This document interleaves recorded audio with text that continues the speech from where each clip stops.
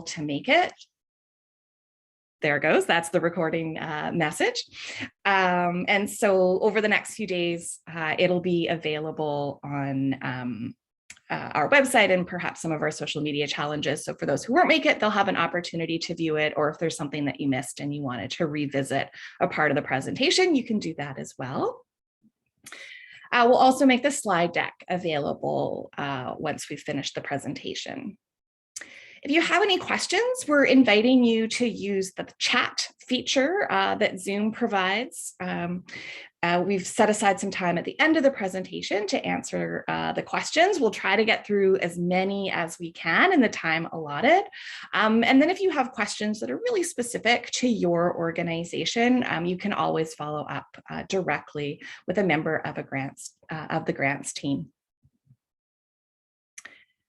So although we're not gathered together in person, I'd still like to begin by acknowledging that we are gathered together on Treaty 1 territory.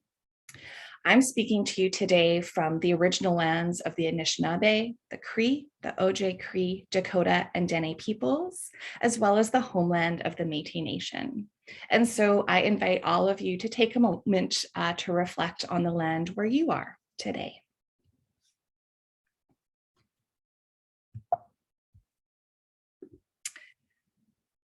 So a little bit of an overview of what we're going to be covering today. First, we're going to tell you a little bit about the Winnipeg Foundation.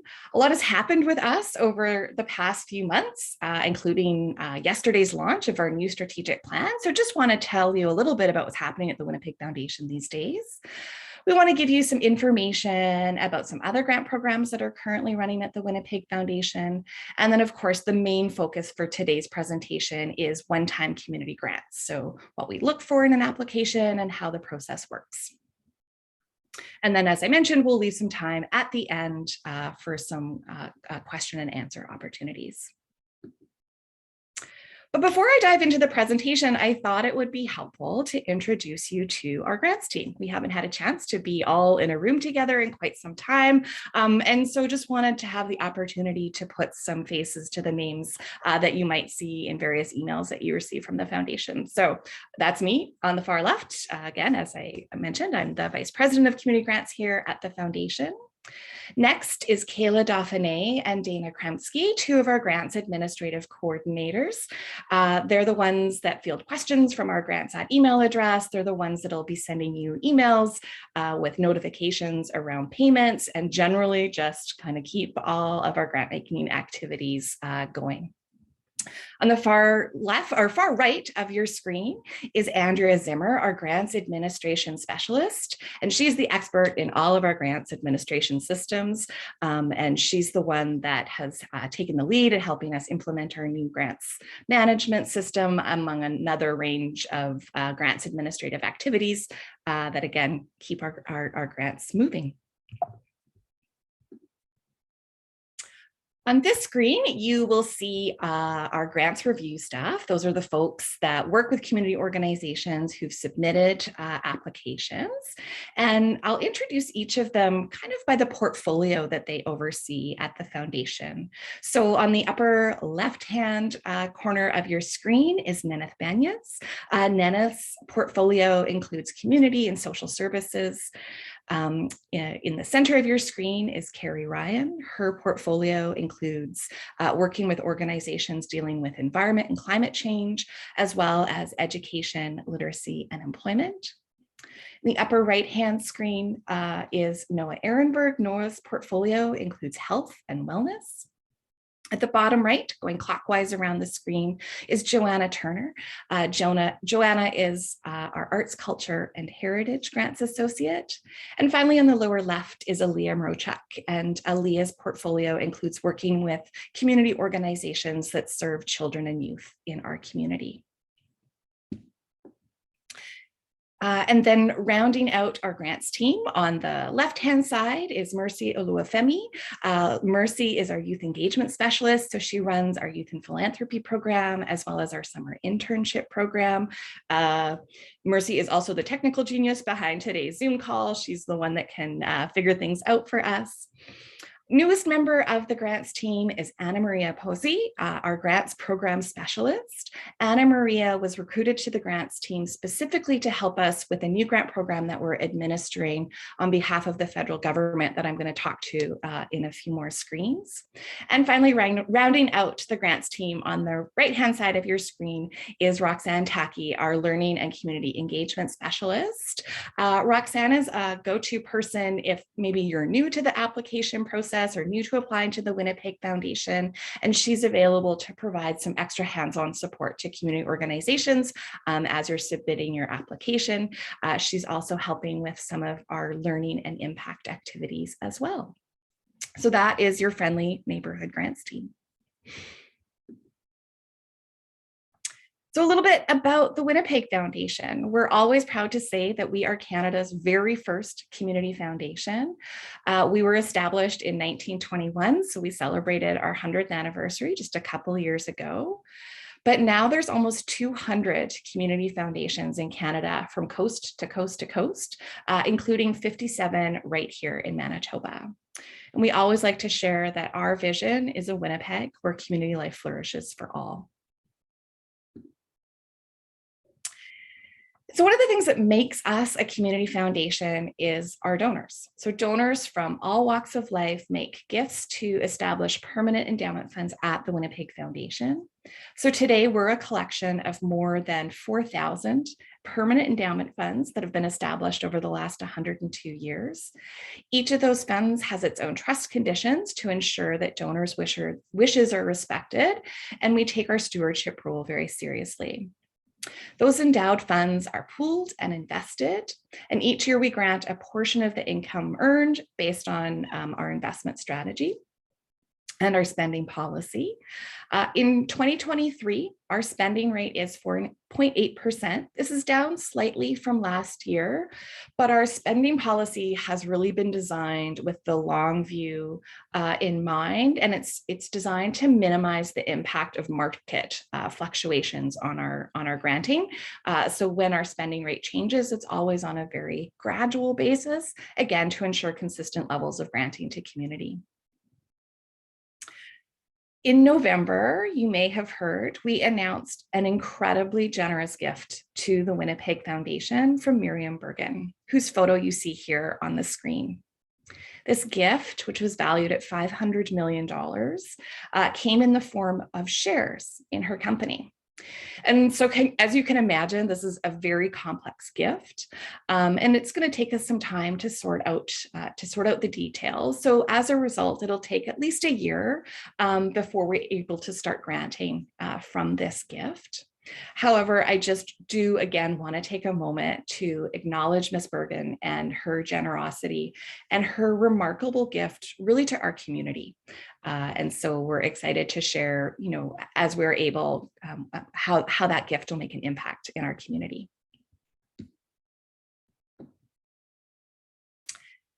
So a little bit about our granting. You may have noticed in January, we announced our 2022 granting results, where we just distributed $85 million to 1,100 different charities. These numbers reflect all of the grant-making activity of the Winnipeg Foundation, and you can see it broken out in the bar chart on the screen. And so what I want to highlight is that our responsive grants last year, so our responsive grants are represented by the third bar on your screen, kind of that light orange, totaled $14.6 million, which is about 17% of our overall granting. And so I think that's helpful for you to know, for those of you who are applying for grants to the Winnipeg Foundation, that when you hear about the $85 million that was granted to community, not all of that is in response to applications from community. There's a number of ways that grants go out the door from the Winnipeg Foundation. And so I just want to touch on each of those briefly because I think it's helpful to understand. So the largest category of grants actually come from our agency and designated funds. So agency funds are established by local charities themselves to create a predictable, discretionary revenue stream for their organizations. And so agency funds go back out to those organizations or agency fund grants go back to those founding organizations. Along with designated grants, that's where a donor has established an endowment fund where they've named who the annual beneficiary will be from their fund. So those are grants that are determined by donors when they set up their fund. Donor advised grants are the second largest category of grant making activity at the Winnipeg Foundation. And there's a number of ways that donors make decisions about their grant making. And so unlike designated funds where a donor might pick an agency and in perpetuity, that'll be the beneficiary, donor advisors are much more active in their grant making and decide from year to year how to allocate their grant funds. So there's a number of ways that they do that. Some of them come to the Winnipeg Foundation and they already have a really clear idea about what projects and what community organizations they want to support. There are a small number of donor advised funds who do manage their own call for proposals. When that is an opportunity that's available, we certainly list that on our website, but at this time we don't have any donor advised funds that are managing their own call. But increasingly, there are donor advisors who are choosing to be part of our community grants process. So they've identified that as kind of the best way to get an understanding of what's happening in community and what community needs are. And so just to know when you submit an application for a community grant, that there is an opportunity for us to share that with donors who might be interested in supporting your project. Right in the middle there, we talk about our Endow Manitoba grant. So as a service to our fellow community foundations, we manage many of the community foundations funds. And so those are grants that go back out to Manitoba communities. Managed funds are similar to agency funds in that they're established by organizations. And then finally, the last two categories, we have a category for leadership projects. So these are grants that the foundation proactively awards to address key strategic priorities for the foundation, as well in that category is some of the special programs that the foundation runs, like our Youth Engagement Initiative. And finally, we have a fairly robust scholarship program where last year $2.5 million was awarded in scholarships and bursaries to students. I should note that the foundation simply manages the funds. We're not responsible for selecting recipients, that there are other, whether it's post-secondary institutions, high schools, or other groups who select the winners, but we do administer a number of scholarship funds. So some of the other things that are happening at the Winnipeg Foundation, literally hot off the press. Yesterday, we released both the findings of our second vital signs report, as well as our strategic plan. So Vital Signs really looked at community well-being, and we're describing it as a little bit of a snapshot of Winnipeg. What are our strengths? What are some of our challenges? And what are some of our shared opportunities for our future? As you can imagine, much of this was filtered through the lens of the pandemic, that as we were having these conversations and doing the surveys in 2022, we were still feeling the impacts of COVID. And I also want to note that Vital Signs has helped inform our strategic plan. And so I'd encourage you to check out both Vital Signs and the strategic plan, which if they're not already, will be posted on our website very shortly. But I just thought I'd share a few highlights that I thought might be of interest, in particular to this audience, to those of you who've joined us today. So first, I just really want to share that the foundation remains committed to being a 360-degree funder. And what that means is that we fund the full range of activities in our community, whether that's arts and culture, education, health and wellness, environment, community service, that we're committed to supporting the full range of activities in our community. And we know that we'll always have a role to be responsive to current and emerging needs and priorities in our community. That said, We have, as an organization, identified 2 areas where we would like to increase our focus and have a deeper impact. And so there's an opportunity to read about those 2 areas under the community champion pillar in our strategic plan. And we also want to look for ways that we can address some of the key priorities that were identified as part of Vital Signs. And we're actually really going to be looking to you to help shape what that plan looks like for us as an organization. So we intend to convene community organizations in April so we can have some deeper conversations about both Vital Signs and the Foundation's strategic plan. So stay tuned for more details about those events in the coming weeks. A few other highlights that I just wanted to share from the strategic plan include the Foundation's continued commitment to truth and reconciliation. Truth and reconciliation was identified in our previous strategic plan, and once again, recognizing how important it is for our community, it's in this strategic plan as well. Along with that, we have identified diversity, equity, and inclusion as a distinct but complementary foundation for our work. And finally, you will see climate change named in our strategic plan as we, as a community and as an organization, grapple with the impacts that climate change is having on our communities. So again, I encourage you, if you're interested in learning more, checking out our website to see more detailed information from both of those reports. So a little bit of information about our 2023 responsive grant intakes. So as we enter a new phase of the pandemic and a new strategic plan, our granting calendar will look a little different in 2023. So in 2020, 2021, and 2022, we did have dedicated intakes to respond to some of the impacts the charitable sector was feeling as a result of the pandemic. But for 2023, we are going to be returning to having one-time community grants intakes. And so we are committed to having 2 intakes of one-time community grants in 2023. The first is coming up. That's the one where the applications are due March 1st for decision in June. And then we'll have a second intake again in the fall for decision in early 2024. I also want to note that once again, we will be issuing a call for proposals for major capital grants. This is our only grant program that is a 2-stage application process with stage 1 applications due May 1st. That's a little bit earlier than stage 1 applications were due last year. So do make a note of that if you have a major capital project on the horizon.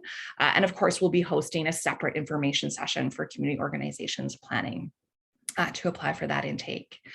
And finally, just to note that many of our special granting programs look a little bit different in 2023. We're looking for ways to streamline our intakes and reduce the number of applications organizations have to complete in order to receive funding from the foundation. So just check the complete calendar, which is available on our website.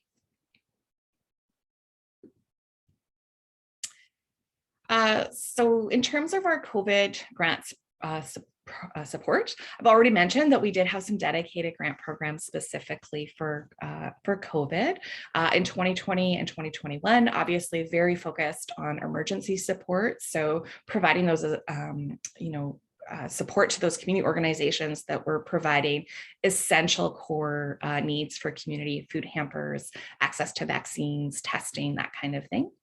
And then in 2020 and 2021, we provided stabilization grants just to help all community organizations deal with the financial impact of the pandemic. And finally, last year, we introduced adaptation grants, which was designed to help community organizations to adapt to what we know is going to be a continuously uncertain future. Of course, we have one-time community grants. And then we also have the Community Service Recovery Fund, which I'm going to speak to in the next slide. So through our umbrella organization, Community Foundations of Canada, we are participating in the Government of Canada's Community Services Recovery Fund. Applications to this grant program opened last month. This is in total a $400 million investment from the Government of Canada. The Winnipeg Foundation has been allocated $1.6 million to disperse to local projects. The goal of this program is to support community service organizations as they adapt and modernize. In addition to Community Foundations of Canada, there's two other national partners, Canadian Red Cross and United Way Centraide. Broadly, there's three investment areas for this fund. So the first investment area is investing in people. So that's things like recruiting or retraining staff, volunteers, board, that kind of thing. And that investment area is being overseen and administered by the Red Cross. Second is investing in systems and processes. So those are projects that improve an organization's operations or structures. And that is the area that community foundations, including the Winnipeg Foundation, are responsible for administering. And finally, investing in program and service innovation and redesign. So that could be adaptations to or program pivots based on learning that organizations had over the pandemic, and that is being managed by United Way. And so just so you know, we're in close contact with our friends at United Way to make sure that we're coordinating and supporting organizations. Because this is a little bit different. It's going to be your project type that actually determines where you apply. So you might be a United Way agency, but for example, your project is really focused on people, and so your application will go through the Red Cross. You might be an arts organization that's looking at program and service innovation, and so your applications are going to go through United Way. So it really does depend on what your project is, and there's resources available to help community organizations identify which stream best fits their project. Finally, there's a local and a national stream.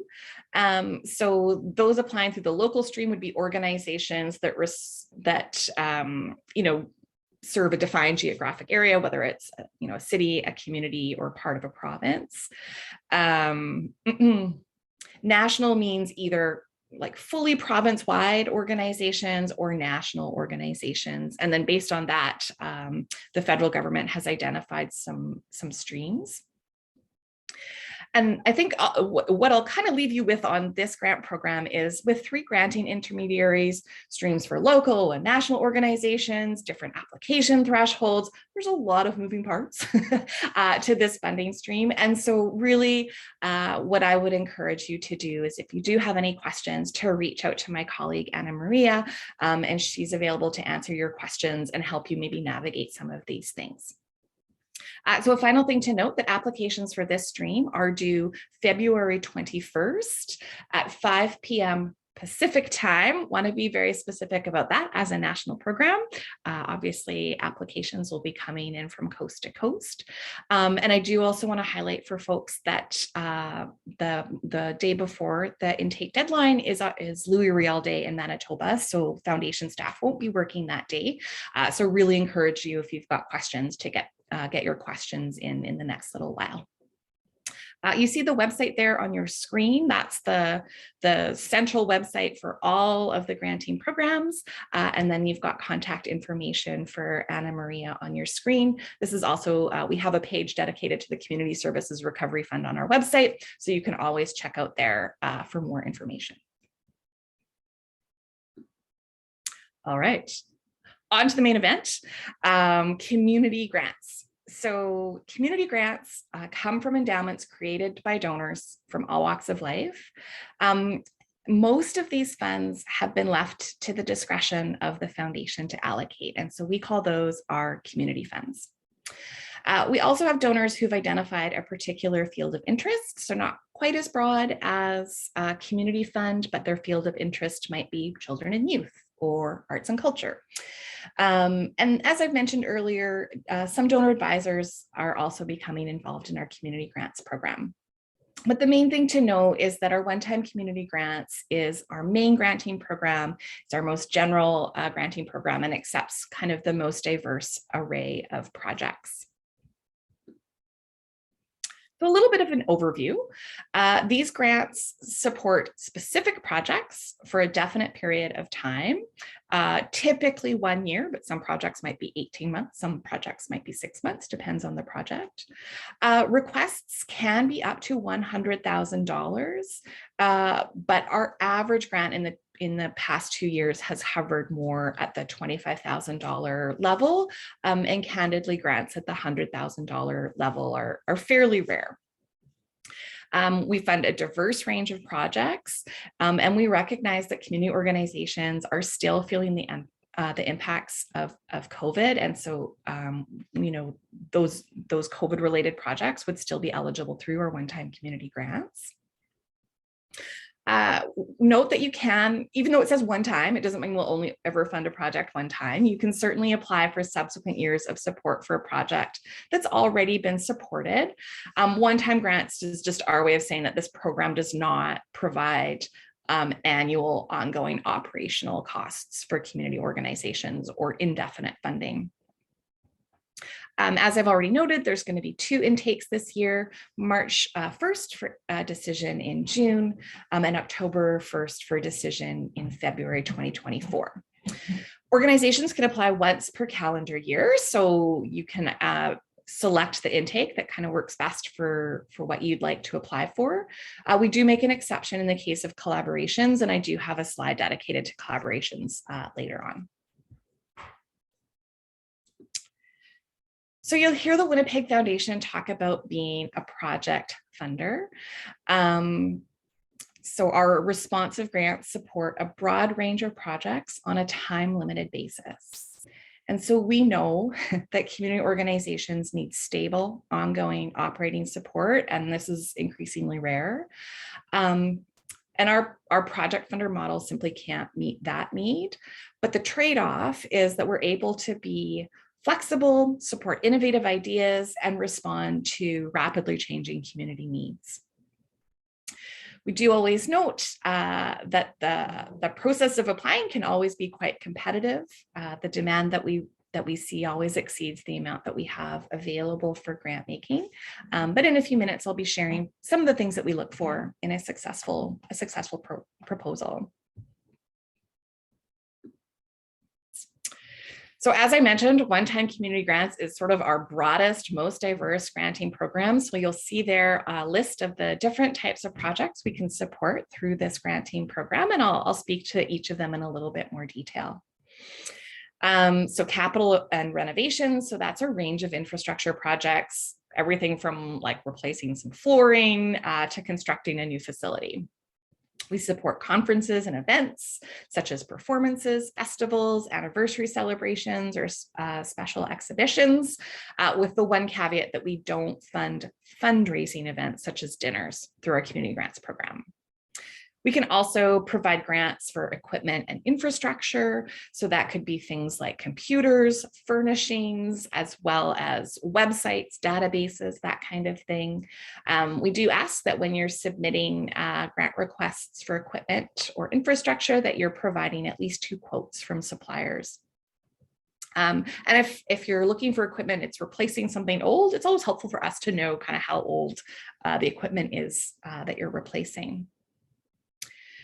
We do provide program operating support. So those are costs related to a specific program, typically a pilot program or a demonstration project, but not always. Eligible costs can include staffing and other program costs, and a note that we accept budgets that include up to 10 to 15% of administrative costs as well. We provide grants for reports and planning, strategic plans, fundraising plans, communications plans, evaluations, kind of the full range of reports and planning that community organizations might do. We do provide support for capital campaigns, although that is candidly more common through our major capital grants program. Under special circumstances, we do provide short-term operating support. That could be if an organization is looking for a little bit of bridge funding, and we'd encourage you to discuss that with a member of our staff if your organization finds yourself in a place of needing some short-term operating support, which candidly has been a bit more of a common need, again, due to the financial impacts of the pandemic. So always would encourage you to reach out to a member of our team to discuss your circumstances. We do organizational development and capacity building, so things like board development, strat planning, those kinds of things. And finally, not listed on the screen is COVID-related needs. Again, still recognizing that the charitable sector is feeling the lingering impacts of the pandemic. And so you might still have some COVID-related needs that could fall into any of the above categories. And we'd be open to those kinds of proposals through community grants. Slightly smaller list of some of the things that we don't support. So we don't provide grants to individuals. We don't support project costs incurred before the grant's decision. So for example, if you are submitting an application for March 1st, we wouldn't consider any project costs until kind of mid-June when our grants committee meets to make their decision. We don't support fundraising campaigns, fundraising events, or fundraising staff positions at this time. We also don't provide grants through this stream for paying down mortgages or reducing deficits. We don't provide grants for direct political activities or exclusively religious activities. And just a bit of clarification on that point, we know that there's many faith-based organizations doing great community service work in our community. It's more that we won't fund the direct religious activities. So kind of the clearest example is, we wouldn't fund a minister's position at a church, for example. And finally, we don't support other grant-making programs. So, if your organization runs a granting program, you want some funds to augment that grant-making activity, that's also not an eligible project through our one-time community grants program. So I'm going to dive in a little bit and talk about what we look for in a grant application. So first, eligibility. The Winnipeg Foundation can only award grants to registered charities or qualified donees. And you do actually need a registered charity number to access our grant application system. If your organization is a qualified donee, we haven't quite caught up with that yet.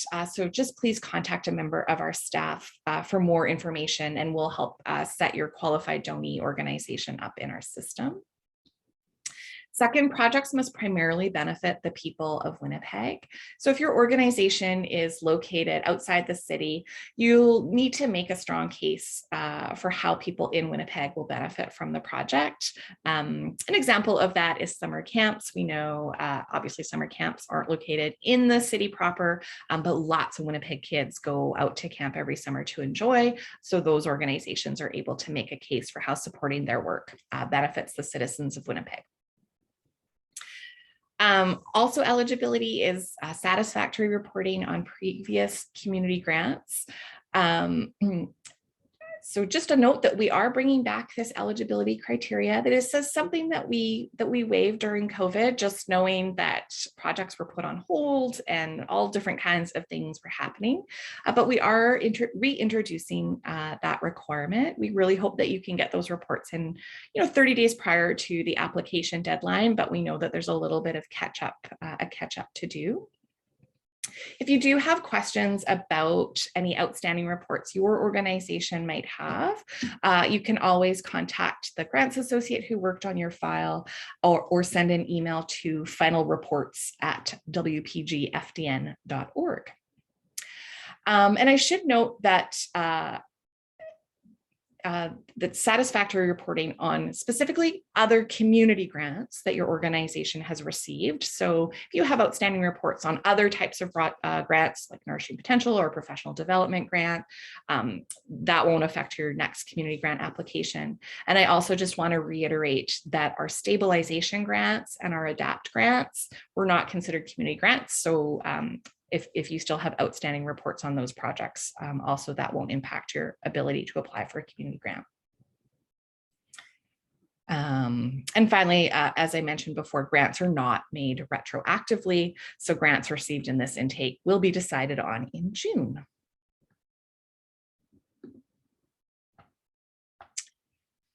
So a little bit about the assessment criteria that we use when reviewing grant applications. So our grants committee looks both at the organization putting forward the proposal, as well as the project being proposed.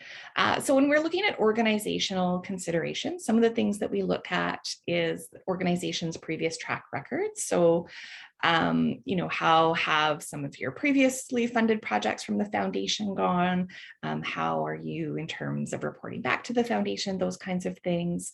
If your organization is new to the foundation and you might not have necessarily a grant history with us, it's helpful for you to share some of the successes your organization has had, just to put your application into context. Grant history, of course, is always a factor in our review of grant applications. And it kind of cuts both ways. And so, as I've mentioned, every intake we receive more requests than we have funds available to support. And so our grants committee is looking at, has your organization, recently received a fairly significant grant? Is your new request as timely as maybe some of the other grants that we have on the agenda? So we always look at grant history, and it goes the other way as well, in terms of if this is the first time your organization is applying to the Winnipeg Foundation, maybe you don't have a grant history with us. That's typically when you might see grants that aren't at the higher end of the spectrum. So kind of two ways that grant history plays into it. We also look at an organization's capacity to contribute to a project. This could be both cash or in kind. And finally, sort of an organizational consideration is a site visit where applicable. So sometimes our grant staff will come out and visit you at your location to get more information. It's our chance to get to know you a little bit better, learn a little bit more about the project, and collect information. We describe ourselves as the eyes and ears of our grants committee. But just with the caveat that having an in-person site visit doesn't necessarily mean that your application will be approved. So some of the project considerations that we look at include, does your project have clearly outlined goals and activities? What's the benefit to the community of your project? What are the needs of the population being served? This is a big one. What's the congruency of the project that's being put forward with your organization's stated mission? And finally, we're looking for, especially in the case of larger projects, do you have support from other funders or organizations? And we're also interested to know your aligned funders, what those are doing. So for example, if you're an arts organization, are any of the arts councils contributing to the project, for example? Other project considerations we look at are the qualifications of the staff or the volunteers who are delivering the program or project. Do they have the expertise that they need to be able to put this on? We also look at any consultation or collaboration you've done with community or with other organizations. Budget, we always look at the budget. Is it a realistic budget? Can the project go ahead if it doesn't receive the full amount requested? That kind of thing. So finally, from time to time, we'll look for the perspectives of community experts, other funders, or even just stories that might be in the media about your community organization.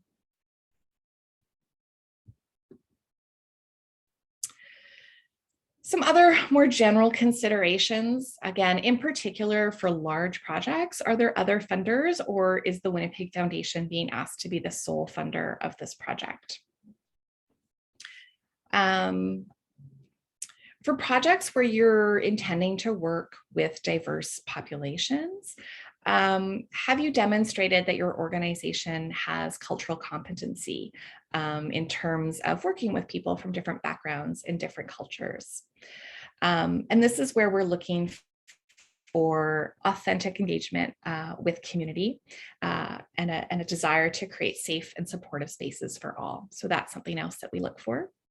And finally, specific to construction and renovation projects, has accessibility been considered as part of that project development?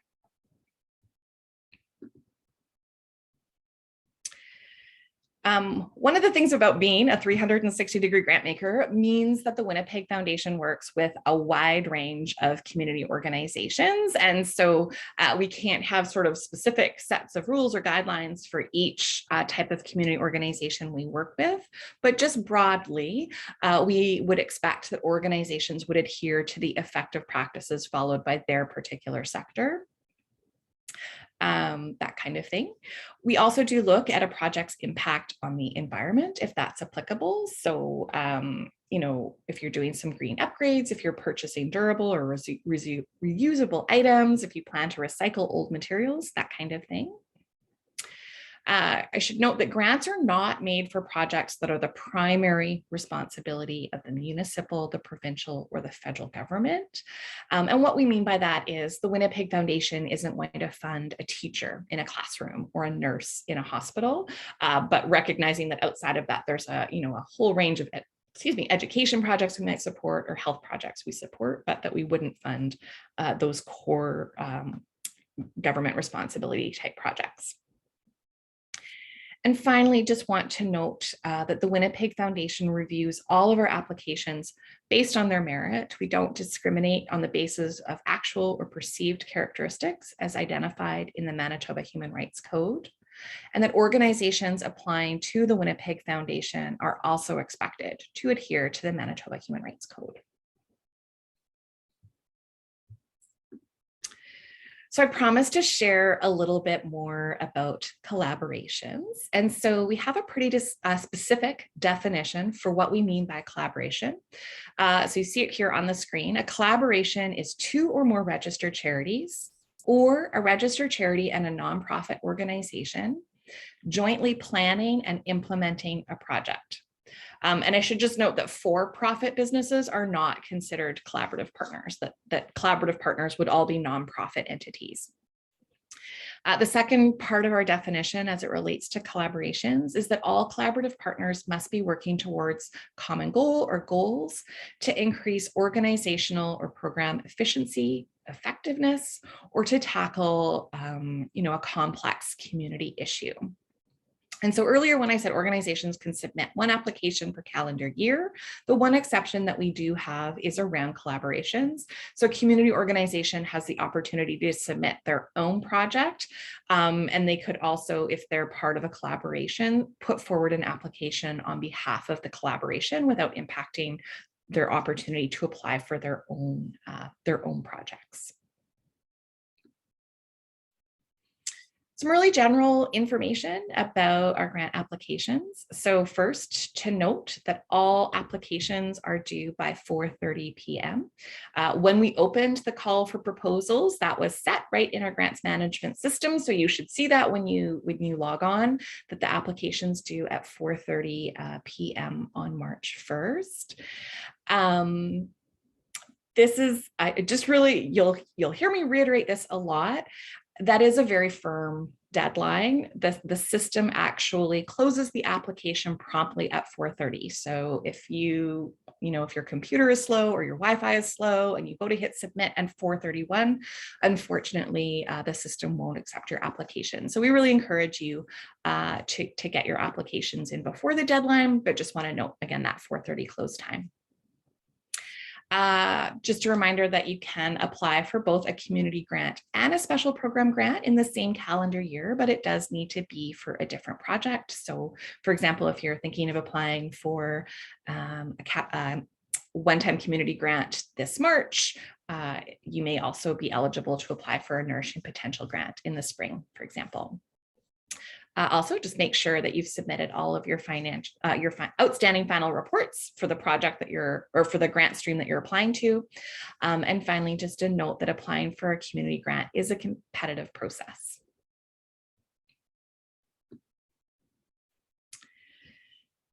Thought it was helpful to put into perspective some of the recent granting trends that we're seeing. So although our grants budget has remained fairly stable over the last few years, both the number of requests that we're seeing and the amount requested we're seeing has been increasing. So pre-COVID, almost every intake and almost to the dollar, the amount requested would be double what our granting budget was for that particular intake. Since COVID, the amount requested of the foundation in each intake has been triple or at sometimes quadruple the amount the foundation has available for granting. So our most recent intake that we hosted in October, we had a budget of roughly $3.6 million with $11 million in requests. So when you hear me talk about it being a competitive process, that's what it means. It's just the requests are far greater than what the foundation has to grant. And so that's both, we're seeing an increase obviously in the number of requests, but we're also seeing an increase in the number of applications that are at the higher level of the request, the request spectrum. And as I mentioned earlier, our average grant is still sitting around $25,000. So just to put that in perspective. Over the past year, as you can imagine, the grants committee has to make some very difficult decisions. We're seeing so many great projects, and unfortunately, we simply can't fund them all. So some of the things that the grants committee has been focusing on recently is time-sensitive proposals. So these proposals might feel particularly urgent, either because of a community need or an organizational need. Second, they've prioritized projects that address the safety of staff or the public. This comes into play especially for capital or renovation requests that we're seeing. For example, this breaks my heart, but we, over the past few years, had a request from a daycare that needed to remove asbestos from their space. For example, we would prioritize those types of projects. And finally,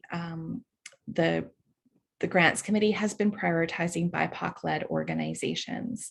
And so the foundation, as many other funders, has been doing some research into where philanthropic and grant-making dollars go. And we know from various reports that, for example, Indigenous-led community organizations receive a proportionately smaller share of philanthropic dollars than non-Indigenous-led organizations. A more recent report around Black-led community organizations has found the same. And so the Winnipeg Foundation is bringing that lens into our grant-making work. So when we talk about giving priority, that means that those proposals were maybe more likely to receive grants or received proportionately larger grants, but that doesn't mean that we're not still supporting the full range of projects in our community. And we don't know what our March intake is going to look like. So we don't actually know how competitive this round will be, or if we'll need to bring in extra lenses to the review process and the decision making. But those are just some of the things our grants committee has been thinking about over the last year. So some tips for brand new applicants to the Winnipeg Foundation. The first is reach out. At the beginning of the presentation, I introduced you to your Friendly Neighborhood Grants team, and we're always happy to help and answer questions and support you through the application process. In particular, I had flagged Roxanne as someone who would be a great resource to first-time applicants. Another thing to note is that first-time applicants typically receive more modest grants, just as the Winnipeg Foundation works to develop a relationship and a granting history with your organization. And my final tip is, if you are a new applicant to the Winnipeg Foundation, we'd really encourage you to set up an account in our new grants management system. I keep saying new, it's not that new anymore, but I really encourage you to set up an account in our grants management system as soon as you can. So a little bit more about the application and review process. The photo on your screen is the landing page of the Winnipeg Foundation's grant portal. Many of you will have seen this before. We've had this new portal in place for over a year now. And so if you've already created your profile, you've done the chunk of the work that you need to do to get that work done.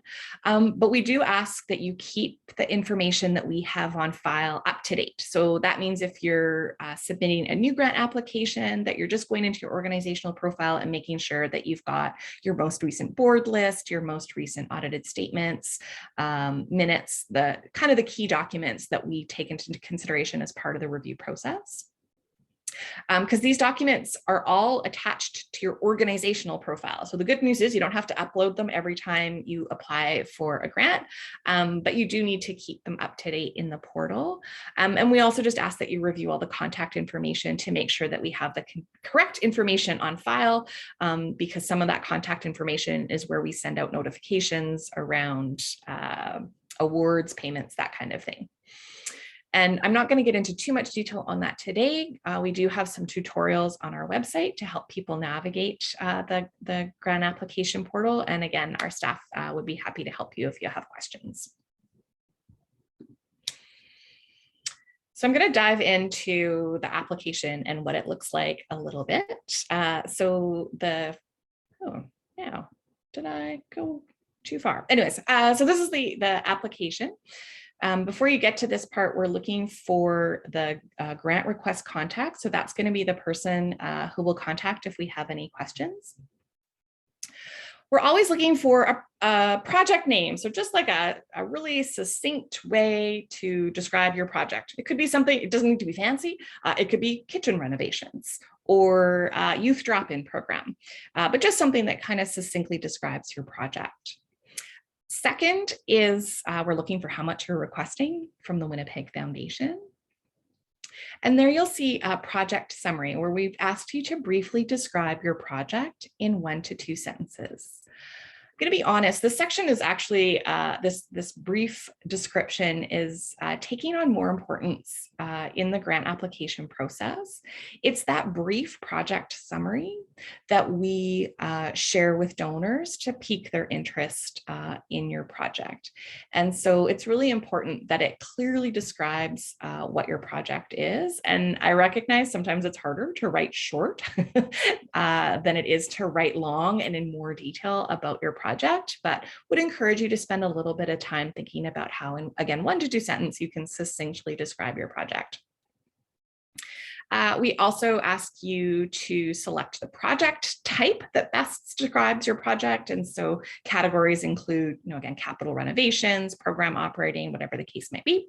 So there's an opportunity for you to pick the project type that best describes your project. Oh, look there. I just hadn't hit the button. So yeah, we're looking for those kinds of information. Then when we dive into the application itself, we want to know, first of all, a little bit about the communication, about the community that you plan to serve with your project. That include, you might be serving youth or newcomers. Just tell us a little bit about who will benefit from the project, as well as any relevant information on how your organization is qualified to work with or provide service to this community. That will really strengthen your proposal. We also want to know how you're going to implement the project. We've got a few questions around that. So, tell us how you're going to implement it. Give us some of the specific activities that you're hoping to do as part of that project. We also want to know about the involvement of the community that's being served by the project, as well as other organizations in the development and implementation of the initiative. And finally, we're looking to learn more about the skills, knowledge, and expertise of the staff or volunteers who will be engaged in the implementation. We also want to know what your anticipated outcomes are for the project. So first, we want to know why the project is needed at this time. That speaks to the timeliness of what you're proposing. Actually, I'm gonna, the second question, because we're in a little bit of a flux as a community organization, we did have grant making priorities as part of our previous strategic plan. We haven't yet identified specific grant making priorities out of our current strategic plan. So the good news is that's one last question that you're gonna have to answer this intake, but you will have to answer that third question, which is identifying 1 to 3 outcomes for the project and how you intend to measure and report back on each. Budget. Of course, every grant application requires a budget. This is embedded in the grant application form, and I'm going to apologize. We recognize that this is not the most user-friendly budget form. It's something we're aware of. It's something we're working on fixing. In the meantime, please kind of just bear with us. But I will walk you through the different fields that we're looking for. So we're looking for you to enter all of your both actual and anticipated revenue in the fields provided. There is a little click box where you can note whether the funding has been confirmed. There's also a notes opportunity where you can give us a little bit more detail. So for example, you'll see a heading for government grants.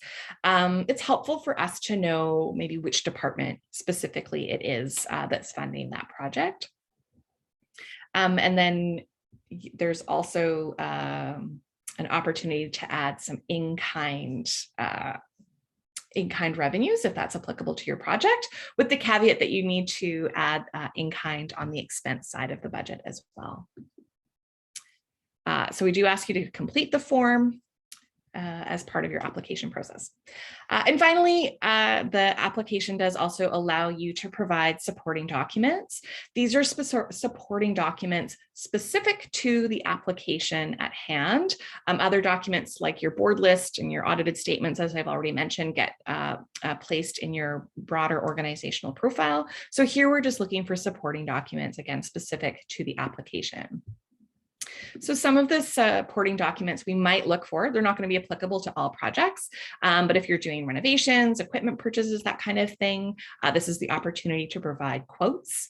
If you're putting forward a collaborative proposal, letters from collaborative partners is really important. If you are a school putting forward an application under your school division's charitable number, we do ask for a letter from your division, just letting us know that they are aware of the application coming forward. Some other optional attachments that you might want to include is a little bit of a cover letter introducing your project if you feel that's beneficial, as well as letters of support for your project if applicable. Letters of support can really speak to evidence of need as well as community involvement. So it could be from other community organizations working in the same community or area as you. It could be from individual community members who are supportive of the project that you're proposing, that kind of thing. If you are planning to attach letters of support, you don't need to attach 20, 3 to 5 of really the best letters of support that represent a range of stakeholders would be appropriate. I will note something that's not particularly helpful when it comes to letters of support is sometimes we'll see it's a more generic letter of support for a politician, unless it is a letter indicating that they've confirmed funding for your project.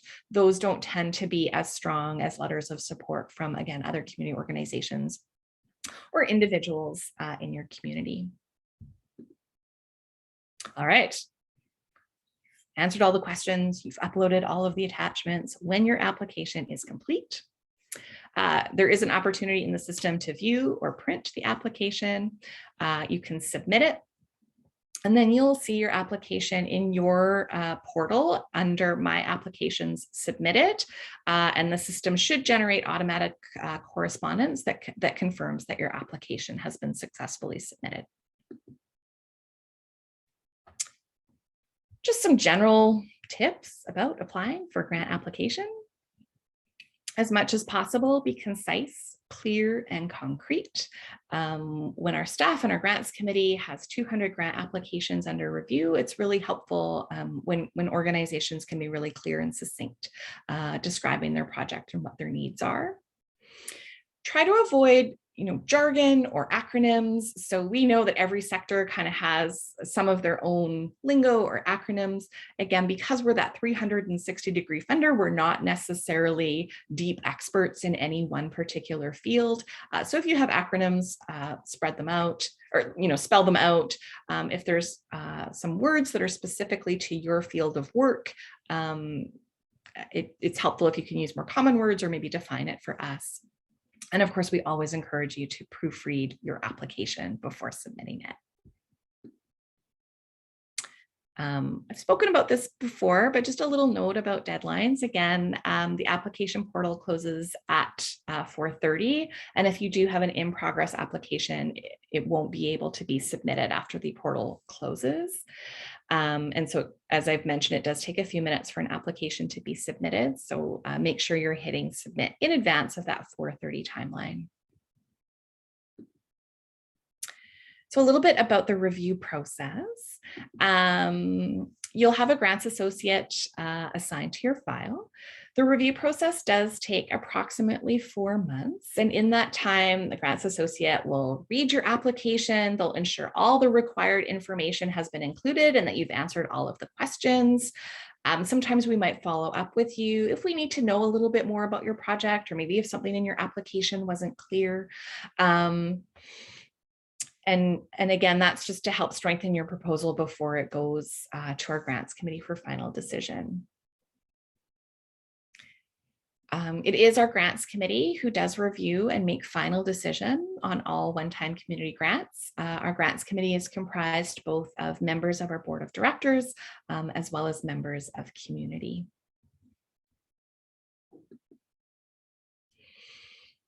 After the grant decision, the final piece. So if your project is successful, you will receive a confirmation of your grant, both the amount awarded as well as the purpose of the grant. If a donor has contributed to the grant that you received, we might follow up with you and ask you to provide a letter of thanks to the donor. Of course, we always share final reports with donors who have been part of projects, but we know it takes a while to implement and report back on projects. And so that thank you note is just a way to provide a bit more timely acknowledgement of a donor's contribution to your project. I should note that payments are made by direct deposit. If we don't have your direct deposit information on file, we'll follow up with you to collect that information before the grants are paid. We always encourage you to stay in touch. Let us know how your project is going. Sometimes things happen, things change, and that's okay. And we absolutely recognize that sometimes happens in community work. But we just always ask you to be in touch and let us know if there's significant changes to your project. You can always follow up with the grants associate who worked on your file. And finally, for all of our community grants, a report is due after the project is completed. Should also note if for whatever reason your project isn't successful and isn't funded by the Winnipeg Foundation, of course, we'd also send out notification of that as well. And we do invite you to follow up with us via phone just to discuss your project, get some feedback on your proposal. This is where I turn it over to you for some questions. Maybe the last thing I'll share with you is for the next intake, the one that closes on March 1st. Once again, we anticipate we'll have a budget of between $3.5 and $4 million, just to put into perspective what the foundation has available for granting this round. Sometimes we do have donor advisors who come in and augment that budget a little bit, but of course that's never guaranteed. So just wanted to give you some specific details about this intake.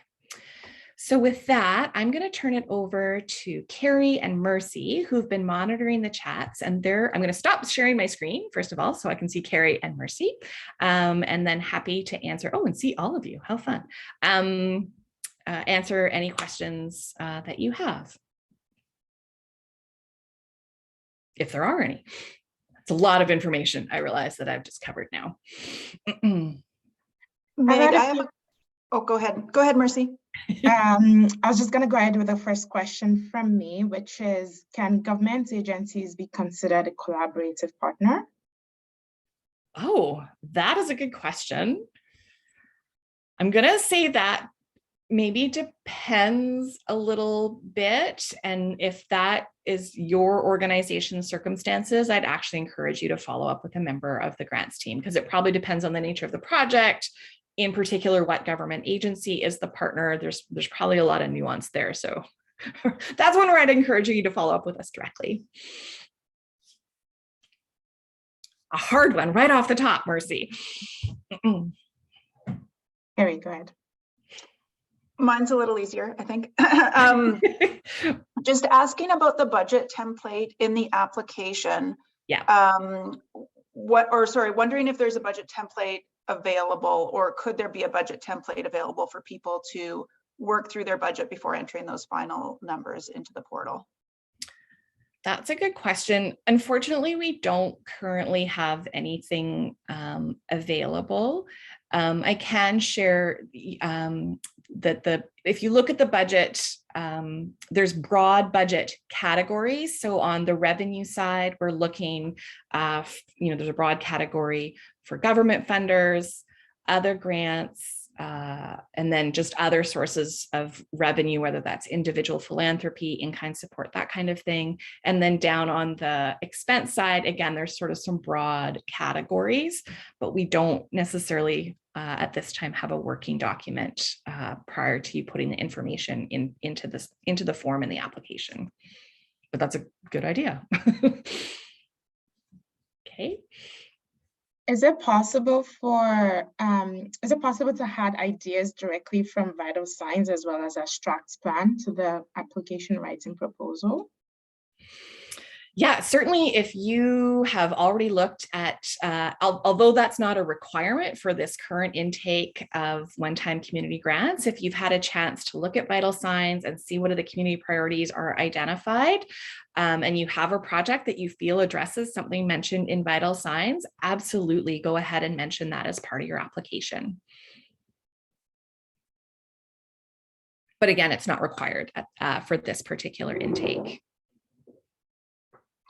I think it might be maybe useful to clarify a little bit on the eligibility just around where an organization operates. So question coming in about if we only grants to organization that operates specifically only in Winnipeg or all over the province.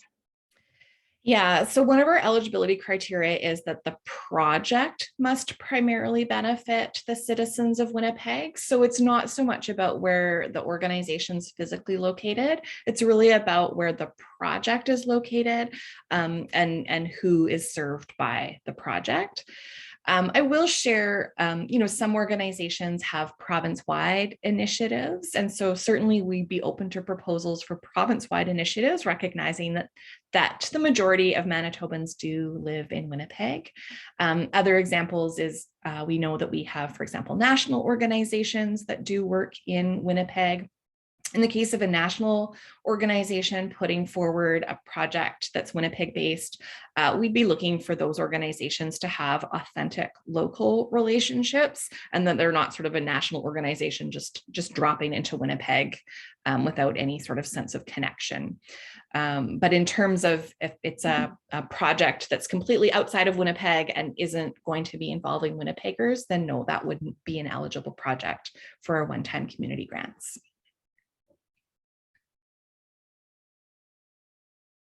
Carrie? Okay. I actually have a few here, so. Yeah, I don't have any other questions, so go ahead, Mercy. Can we apply for the Community Services Recovery Fund as well as the one-time community grant? Yes, absolutely. Those are two separate programs. The one caveat, and this is where if you're planning to apply to that fund, I'd really encourage you to connect with Anna Maria. You can't submit like the exact same application to the Recovery Fund and one-time community grants. There's some nuance around that, but absolutely you could submit an application to both. When you were going through Smart Simple, you sort of showed the project's name. So an organization is wondering if they can use the same name for different projects. Oh, that's a good question. I would encourage you to give a distinct name to whatever project you're applying to from the Winnipeg Foundation. It just will help us kind of keep them separate. And again, it doesn't need to be a formal name. It can simply be kitchen renovations, youth drop-in project, seniors food hamper program, whatever the case might be. Great, thank you. Someone is wondering about Centennial Institute's grants, if we have any information about that. Oh, Thank you for asking. Yes, Centennial Institute Grants is one of our special granting programs. That application is also currently open. That is a very specific granting program. Grants of $15,000 are awarded specifically around history or heritage projects related to storytelling, with an emphasis on maybe some of those histories that aren't as commonly told in our community. So examples of some previous projects that were funded through that initiative. ACOMI, the African Communities Organization of Manitoba, is working on a project to tell the history of the Black community in Manitoba. We had an application from the Wrench that is telling the history of the cycling movement in Winnipeg. So kind of smaller storytelling history projects is the Centennial Institute grants. We do have a page dedicated to that on our website. Anna Maria is also the contact for that if you want to reach out to her with questions about the Centennial Institute. Those applications are due February 15th, and I will apologize. Those applications are still submitted via our old, slightly decrepit grants management system. We haven't quite moved it onto Smart Simple yet. So that's a high-level overview of Centennial Institute grants. Okay, thank you. Next question is wondering if they're still waiting for a decision from the last intake. Can they still apply for this intake even though they haven't received notice of award from the last time? Yeah, so first I'll apologize. We got a little bit delayed in the notifications from the last intake. The grants committee actually will be hopefully finalizing their decisions today with notifications to be going out early next week.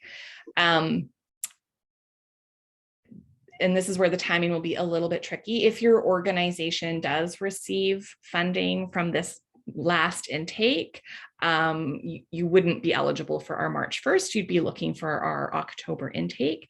If you did submit an application and it wasn't successful, then of course you would be eligible for March 1st. So I'll just ask you to maybe hang tight until early next week. If your organization is in that situation, again, you can reach out to the grants associate who is working on your file, and we can maybe get you information a little bit sooner if necessary. Thank you. Next question, is land purchase for the relocation of an organization eligible as a capital project? Yes. That was simple. Yeah. Can a letter of support be written by someone who has ties to the organization? So for example, a volunteer, a board member, a collaborator? Yes, all of the above. Oh. Sorry, something weird is happening with my phone. I don't know what's happening. I'm just going to mute myself for a minute.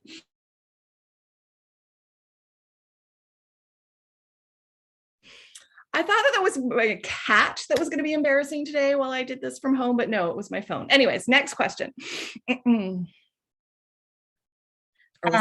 Just following up on that, is the U of M considered an eligible collaborator? The University of Manitoba, of course, yeah.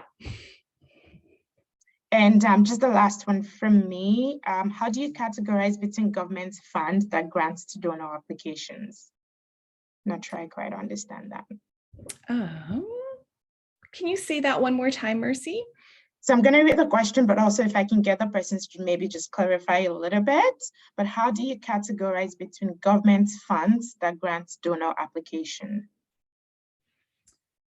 So I think maybe what that person is referring to is when we say we don't cover, you know, we wouldn't award grants for things that are primarily the responsibility of government, if that's the case.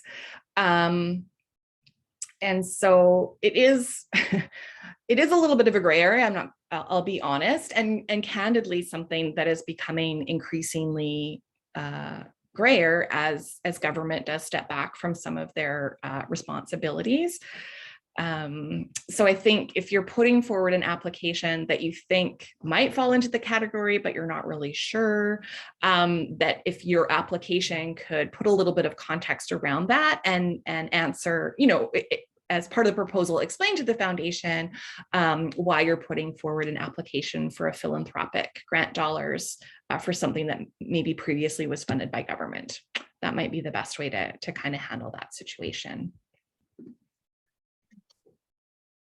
One last question for me before I hand it to Carrie. And I guess the answer to this would just be reach out to us, but a few questions have come in around if the profile is out of date and you're not the person who set it up, how do you gain access? Oh, that is one where I am not smart enough to be able to answer that question. And so that's where I'd encourage you to email our grants@WPGFDN email address. The link is also on our website and we can help you get sorted. That's all the question for me. Okay. I don't have any other questions either. No. Okay. Well, this is a lot of information that we've shared with you this morning. Thank you all for joining us today. Thank you for all of the questions that you've asked. And just finally, thank you for all the work that you do in community. It has not been an easy last 3 years. We know it's been particularly challenging for the nonprofit and charitable sector.